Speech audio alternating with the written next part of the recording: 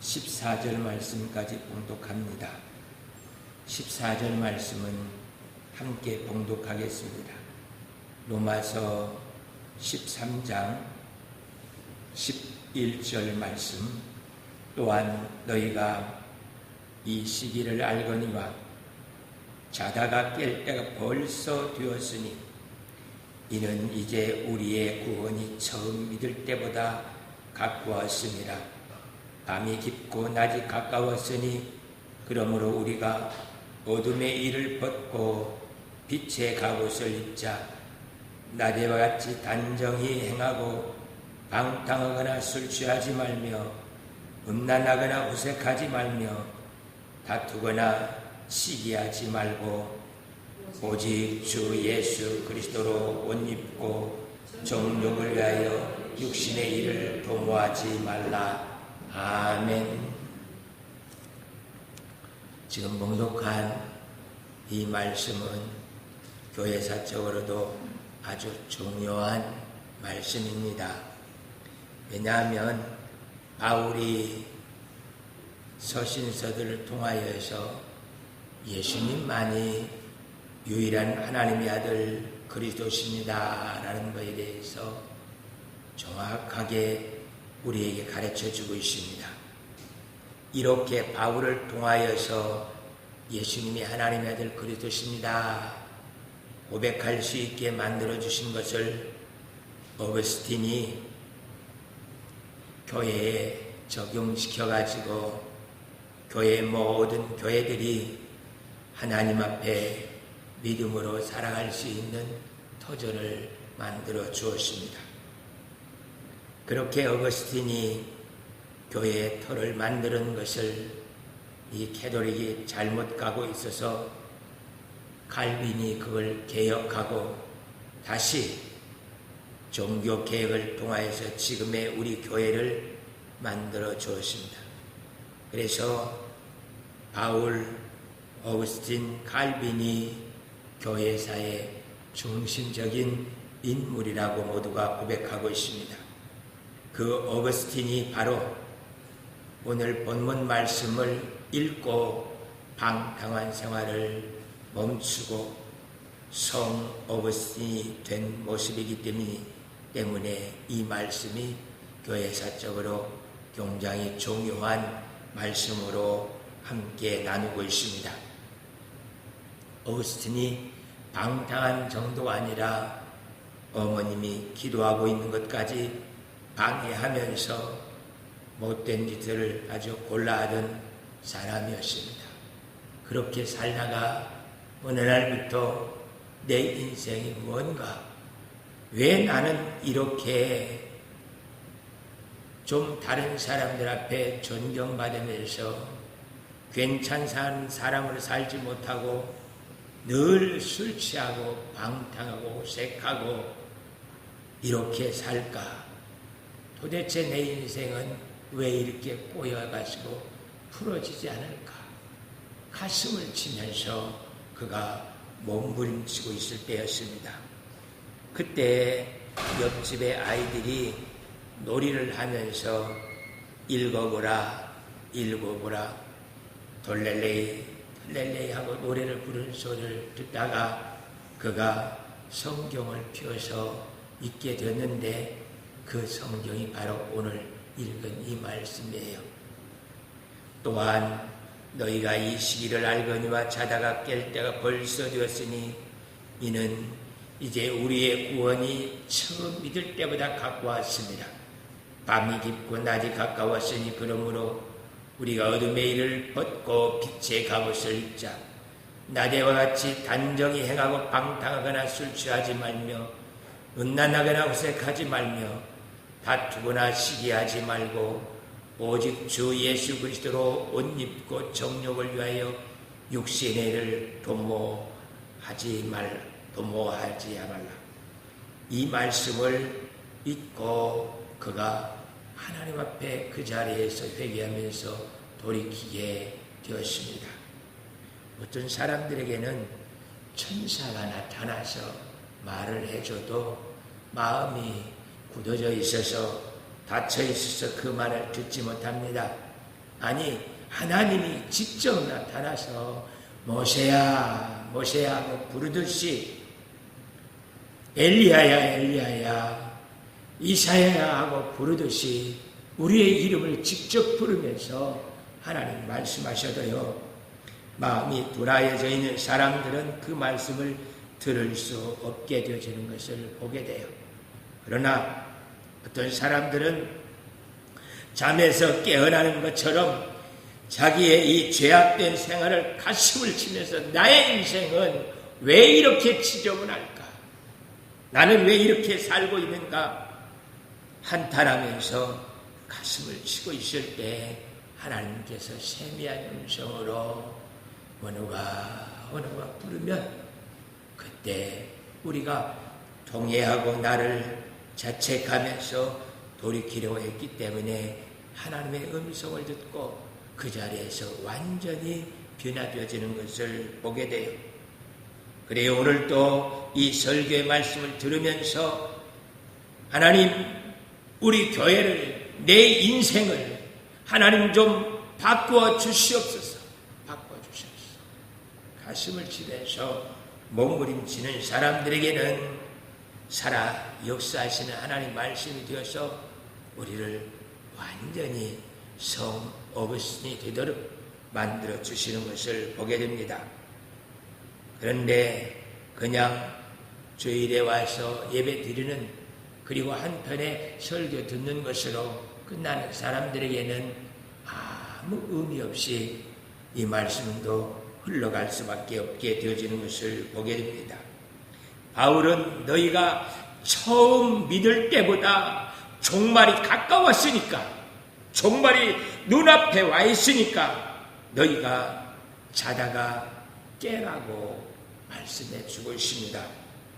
지금은요, 자다가 깨어나서 하나님의 역사를 보면서 그 영광을 노래하면서 살 때입니다. 아버지 하나님, 나 이제 목사답게, 권사, 장로, 집사답게 사명 감당하면서 살 수 있게 도와주세요. 어느 때까지 내가 세상에 매여서 살겠습니까? 나를 조금 도와주세요.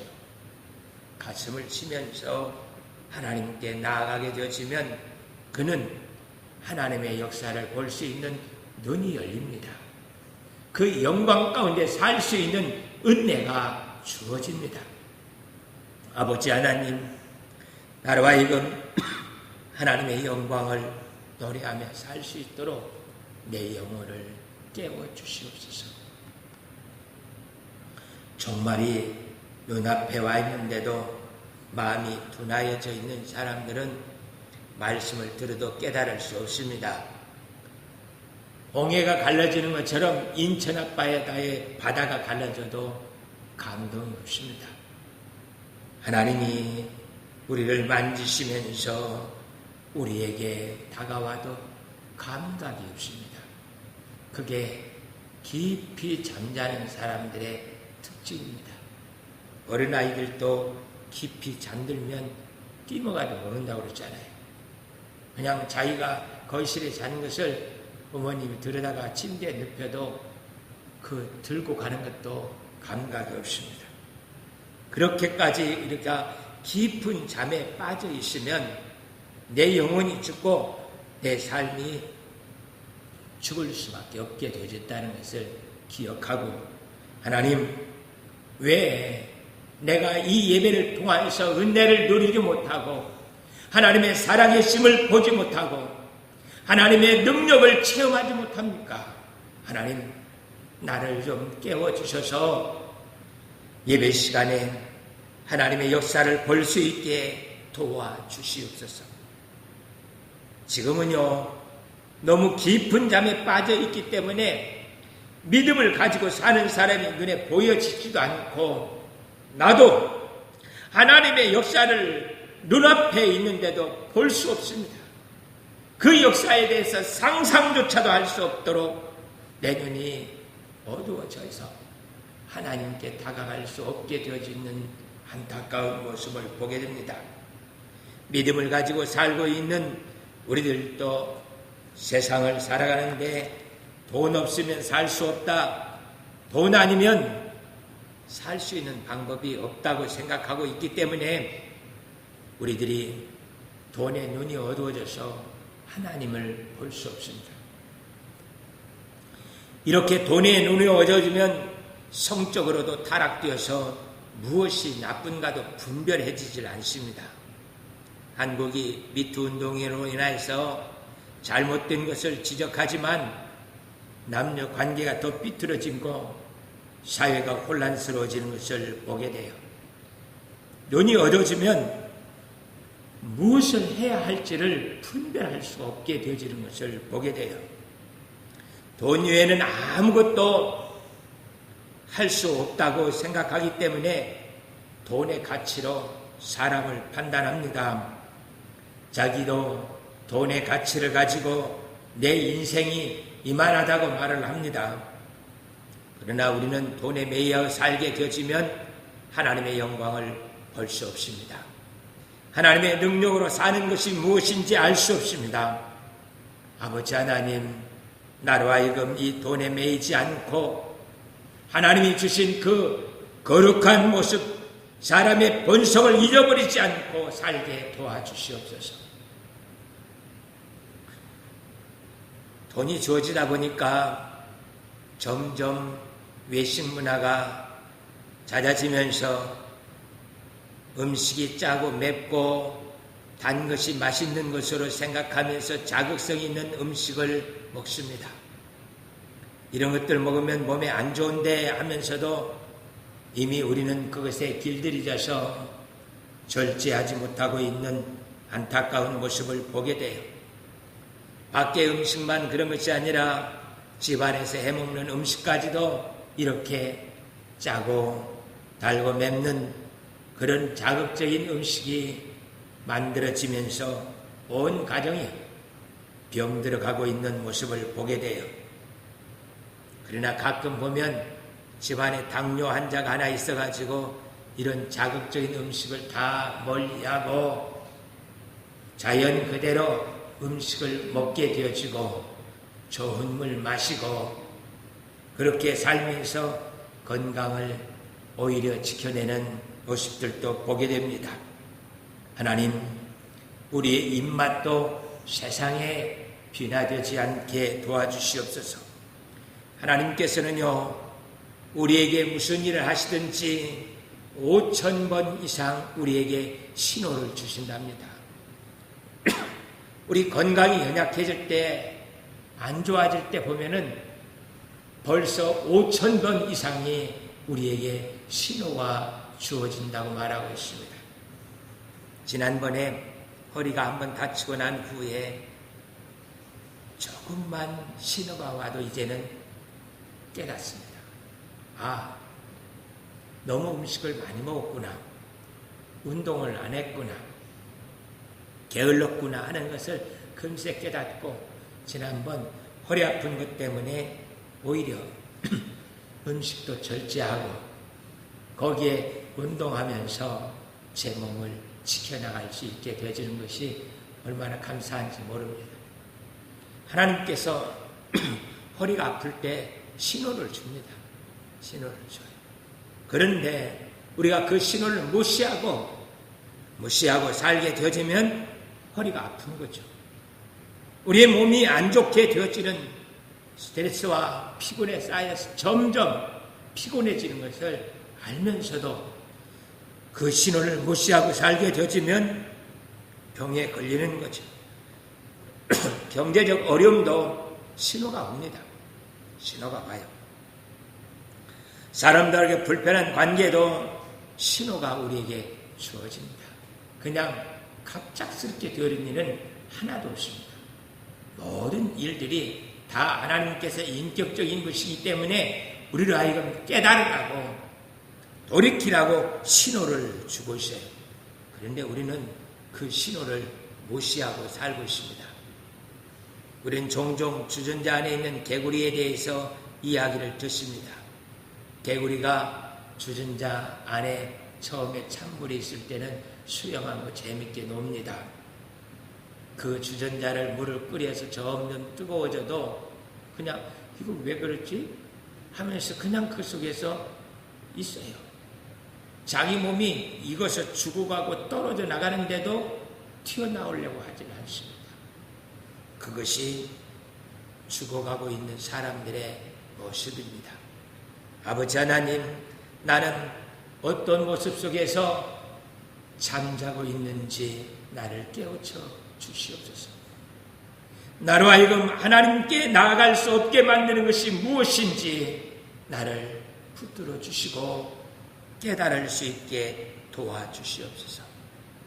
비만은 질병이라고 규정하고 있습니다. 우리 모두가 비만으로부터 탈출하기 위해서 많은 사람들이 애를 쓰고 있습니다. 단 것과 밀가루 음식만 좀 절제해도 우리의 비만으로부터 건강을 지킬 수 있다고 말합니다. 그래요. 사람들과 함께 살다 보니까 법으로 정해놓고 나는 절대 단 것 안 먹고 믹스커피도 안 마실 거야. 그럴 것은 없습니다. 한 번씩 먹고 그래도 괜찮아요. 그러나 손을 그어놓고 내가 이 선을 넘어가면 안 된다는 것을 생각하면서 나를 하나님 앞에 절제하여서 드리는 그 노력이 우리에게 있어야 된다는 것입니다.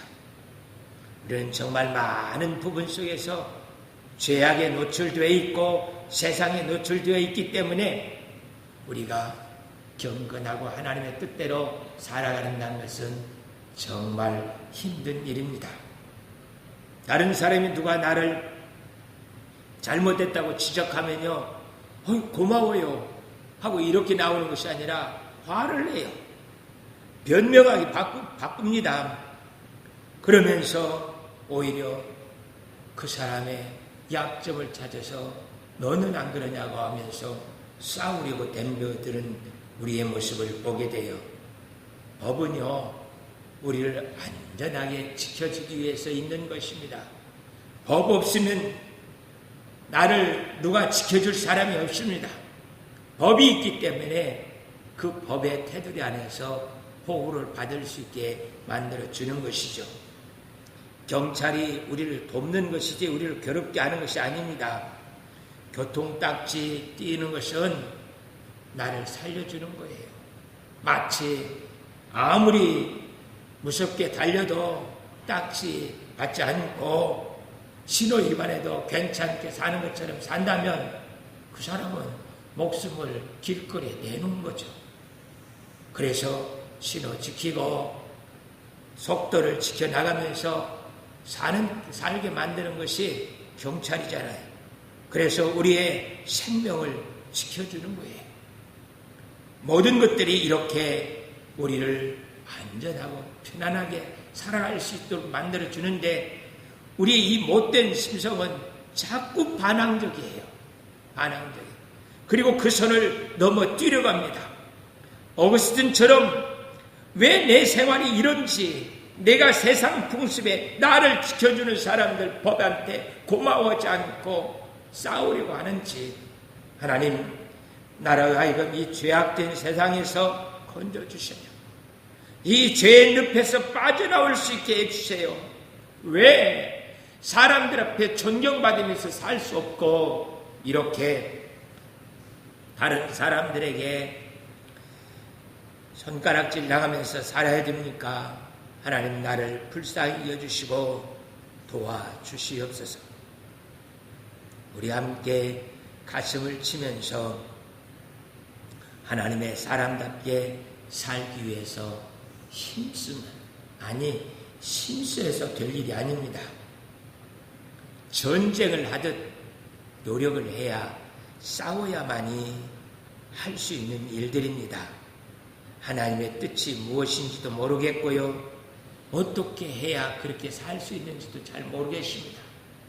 그래서 하나님께 손을 내밀고 나는 갈 길 모르니 주여 인도하소서. 어디 가야 좋을지 나를 가르치소서. 어찌해야 좋을지 나를 가르치소서. 우리 깨어나지 않냐면요, 주전자 안에 들어있는 개구리처럼 죽습니다. 정말 죽을 수밖에 없는 우리들의 모습이에요. 오늘 12절에서 밤이 깊고 낮이 가까웠으니 그러므로 우리가 어둠의 해를 벗고 빛의 갑옷을 입자고 말하고 있습니다. 어둠의 옷을 벗고 어두운 생각하면서 살고 있는 것 벗어버리고 빛의 갑옷을 입고 살자고 말합니다. 우리는요, 어둠의 옷을 벗어버릴 수 있는 가능성이 없는 자들입니다. 내가 아무리 몸부림치고 소양을 하고 절제를 하면서 가슴을 치고 통곡해도요, 어둠의 옷을 벗을 수가 없습니다. 인생의 종착역 앞에 관제같이 구원받아서 죽음이 임박해 있어도요, 어둠의 일을 벗어낼 수가 없습니다. 어둠의 옷을 벗기 위해서는 빛의 갑옷을 하나씩 입기 시작하면 그 빛의 갑옷을 입으면서 어둠의 옷들이 물러가는 것을 보게 돼요. 아버지 하나님, 내가 주님 나라 가는 그날까지 빛의 옷을 다 입지 못한다 할지라도요, 아버지 하나님, 나 이런 모습 속에서는 빛의 옷을 입고 싶습니다. 나 이런 것 속에서는 하나님의 옷을 입고 거룩하게 살기를 원하오니 나를 붙들어 주시옵소서 하면서 나의 약점이 부끄러운 모습이 무엇인지 우리 잘 알고 있지 않습니까? 하나님 도와주세요. 이 부끄러운 모습에서 벗어날 수 있도록 도와주시옵소서. 13절에 낮에와 같이 단정히 행하고, 여기 단정히 행한다는 것은 품위 있게 산다는 것입니다. 이 단어가 얼마나 힘든지 모르겠습니다. 목사가 목사답게 살 수 있어야 되는데 그럴 수가 없습니다. 죄의 바다에서 헤매이고 있는 제 모습, 말의 실수와 행동들의 실수, 이런 것들로 가득 차 있는 모습이 내 모습에서 떠나지 않고 나를 붙들고 있습니다.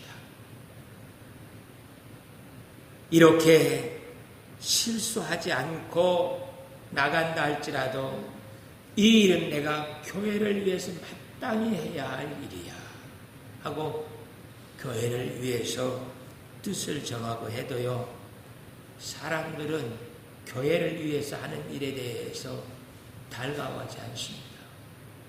왜 그렇게 교회만을 위해서 살아야 되냐고 말해요. 교회 안에서도 그렇습니다. 세상 사람들의 눈에 보기에 좋은 데라면 왜 교회가 그렇게 손해만 봐야 되냐고 하면서 갈등 속에 살 수밖에 없습니다. 사람들이 십자군 전쟁에 대해서 아주 심하게 비판하고 있는 모습을 보게 돼요. 그래요, 변명할 수 있습니다. 마음에 무슬림들이 예루살렘을 공격해가지고요, 이스라엘 사람들 다 죽이고 예루살렘을 뺏고 다 쫓아냈잖아요. 그것은 다른 땅이 아니고 성지고, 이 유럽 사람들이 예루살렘에 가서 하나님께 예배하는 장소예요.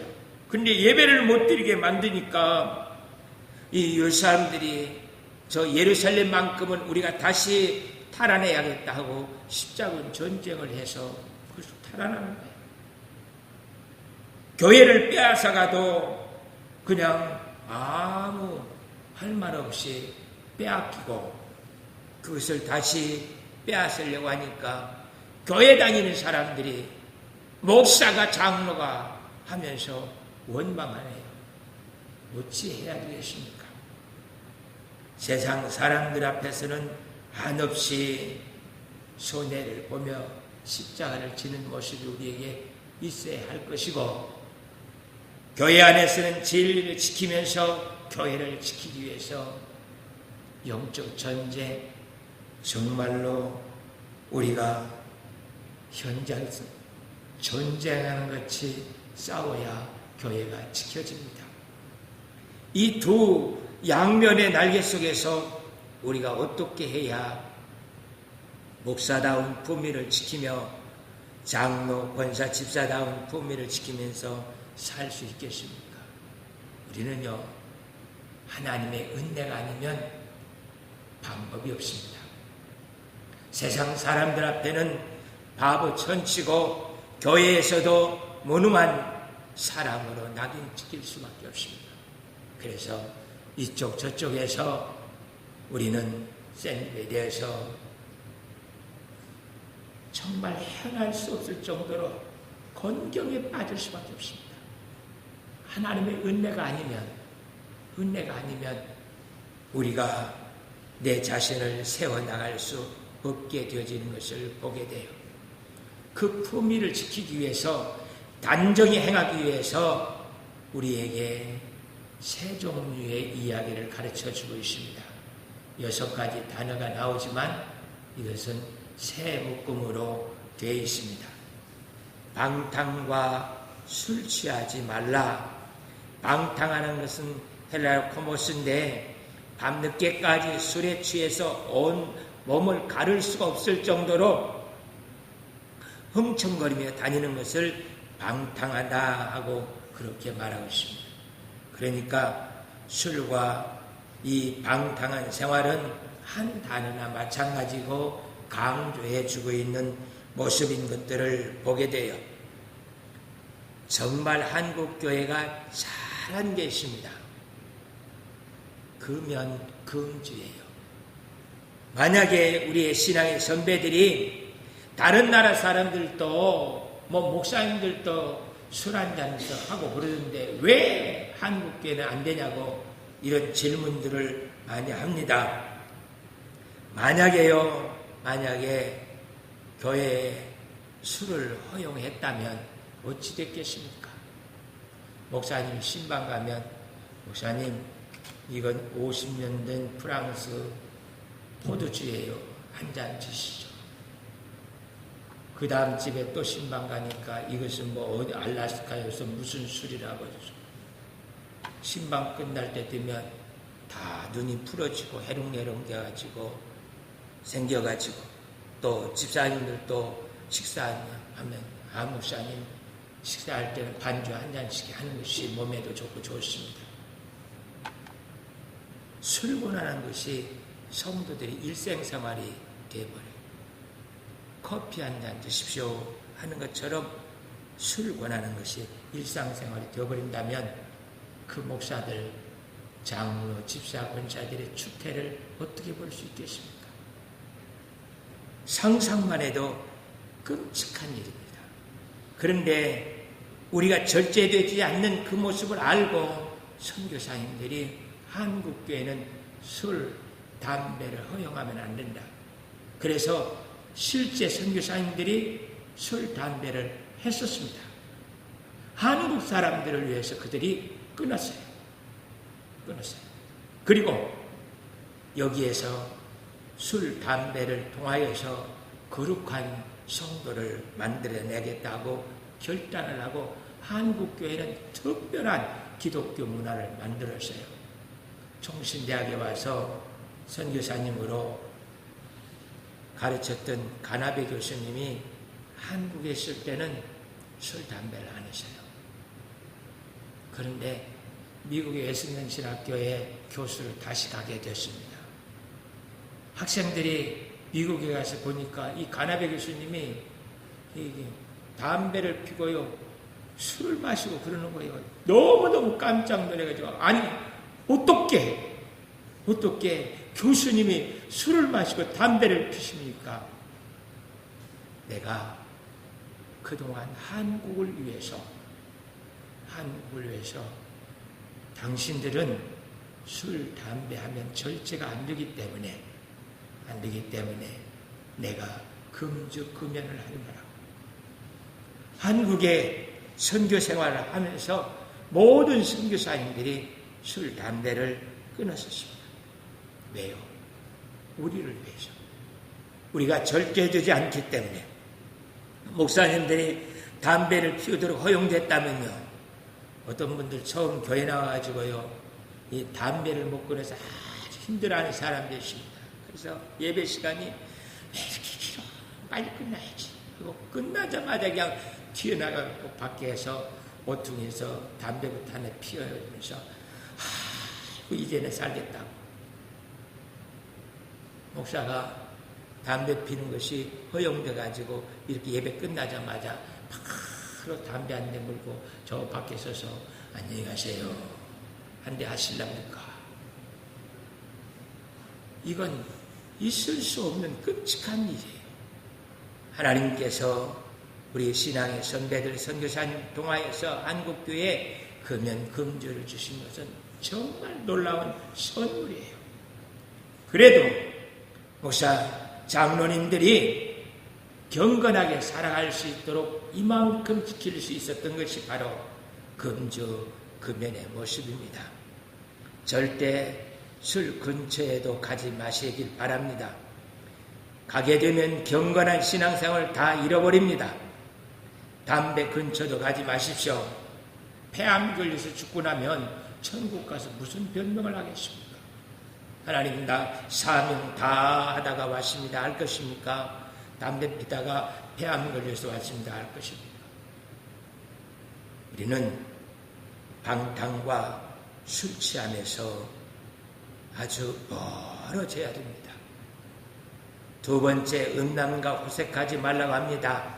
이것도 음란이나 호색이나 같은 뜻이에요. 음란과 호색을 이야기하면서 안희정 씨 이야기를 안 할 수가 없는 거죠. 2018년 대한민국의 가장 바보한 사람을 꽂으라면 저는 주저하지 않고 안희정이라고 할 것입니다. 무슨 변명할 말이 있다고 합의해서 그랬다고 하면서 증인들을 세워가지고 법정에서 합의하에서 관계를 했다고 말하고 하겠습니까? 이 바보 중에 바보 천치예요. 아니 어떻게 지금까지 살아온 그 인생을 그 하나 때문에 다 쓸어버립니까? 참으로 안타까운 모습입니다. 이로 인하여서 미투 운동이 생겨서 직장에서 동료들끼리 그동안에는 일하는 동료였어요. 선후배였습니다. 그런데 갑자기 남녀 관계로 다 변해버렸습니다. 그래서 밥을 먹어도요 같이 안 먹으려고 해요. 저쪽에서 따로 먹고 남자들 이쪽에서 따로 먹으려고 해요. 학교에서도 마찬가지입니다. 스승과 제자가 이제 스승과 제자가 아니라 남자와 여자로 변해버렸어요. 그래서 교수님들도 여학생들이 오면 아예 자기 책상에서 인나지도 않습니다. 앉으려고 하면 본론이 뭐니 서서 빨리 말해. 네. 쳐다보면 가슴을 쳐다본다고 할까봐 벽 쳐다보면서 빨리 본론을 말하라고. 그래 알아들었으니까 가거라 하고 내보내요. 미투 운동이 잘못된 성교육으로 인하여서 엉뚱한 사회 문제로 발생하고 있는 것을 보게 돼요. 이렇게 이상해져 버리는 대한민국을 어떻게 하면 바로 잡을 수가 있겠습니까? 어렸을 때부터 이성교육을 잘 시켜서 남자 여자가 아니라 목사님과 성도, 직장 동료, 교수와 제자 이런 관계로 다시 회복되어질 수 있도록 부단히 노력해야 합니다. 꿈만 같은 이야기죠. 어떻게 해서 다시 그런 사회로 돌아갈 수 있겠습니까? 우리는 이 미투 운동으로 이 대한민국 근간이 흔들려지고 있습니다. 남자의 장점이 있고 여자의 장점이 있습니다. 같이 협력하여서 좋은 일들을 만들어내야 되는데 그럴 수 없게 되어져가는 안타까운 사회로 변해지고 있습니다. 아버지 하나님, 우리로 하여금 하나님께서 은혜 베풀어 주시옵시고 축복하여 주셔서 이런 더러운 자리로부터 벗어날 수 있게 도와주시옵소서. 정결한 마음 주시옵소서. 오 주님, 정직한 영을 새롭게 하소서. 나를 주님 앞에 멀리하지 마옵소서. 우리 모두가 다 음란과 호색으로부터 손을 긋고 새로운 사회를 만들기 위해서 교회가 앞장서서 정말 피나는 전쟁을 해야만 됩니다. 그래야 사회가 다시 회복되어질 수가 있습니다. 여자와 남자가 사는 사회가 아닙니다. 이 사회는요, 동료이고요, 이웃이고 함께 같이 손잡고 이 사회를 이끌어가야 할 그러한 공동체예요. 이 사회를 남녀로 보게 되어지면 사회가 부패해지고 끝장납니다. 아버지 하나님, 이 미투 운동으로 이 대한민국이 부서지지 않도록 도와주시옵소서. 빨리 회복되어야지 할 모습입니다. 셋째는 다투거나 시기하지 말라고 말하고 있습니다. 우리는요, 싸우기 위해서 살고 있습니다. 부모님들이요, 특별히 어머니들이 아이들을 세상에 내보내기도 전에 전투하는 것부터 가르쳐요. 너는 절대 이 옆집 아이보다 점수가 작으면 아주 죽을 줄 알아. 죽을 줄 알아. 그래서 얘가 1등하고 2등하는 거 상관없습니다. 옆집 아주머니보다 내가 자존심이 살아야겠어요.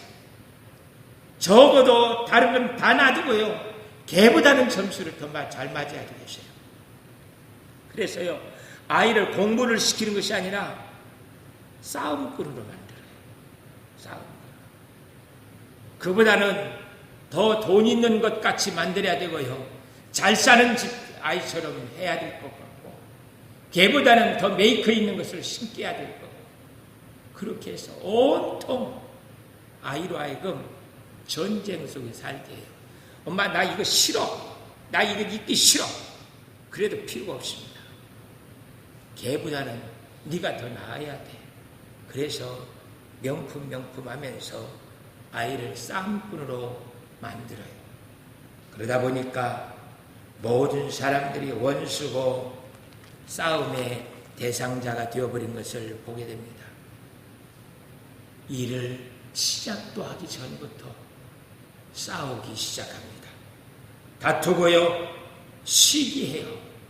누가 무엇을 했다면 축하하는 것이 아니라 그건 뭘 어떻게 도둑질해가지고 뭘 하면서 온통 시기로 가득 차 있는 우리의 삶의 모습을 보게 됩니다.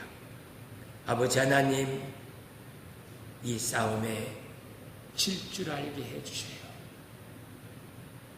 치고도 기쁠 수 있게 해주세요. 적어도요, 옆집 아이보다, 친구 아이보다 점수가 잘못 나온 것 때문에 힘들어하지 맙시다. 오히려 이번에 영철이 점수 잘 나왔네, 축하한다 해주면서 아이스크림 하나 사줄 수 있는 여유가 있었으면 좋겠어요. 그한테 점수 잘못 나온 것, 그리고 진 것 아무것도 아닙니다. 그보다 옷 잘못 입는 것 아무것도 아니에요. 아니에요. 오히려 모든 사람을 품을 수 있게 만드는 것. 그래서 그와 함께 네가 너희 반에서 열심히 공부해서, 반에서가 아니라 전교에서가 아니라 한 전체에서 둘이 같이 공부하기 시작하면은 1등하기 생겼다. 1등하기 생겼다. 그래서 싸움의 대상이 아니라 그와 함께 노력하는 동역자가 되어줄 수 있도록 만드는 거예요. 누가요? 엄마들이 그렇게 다른 아이들, 친구 아이들을 높여주고 잘생겼다 하면서 그를 칭찬해주는 그 속에서 우리 아이들이 누구와 함께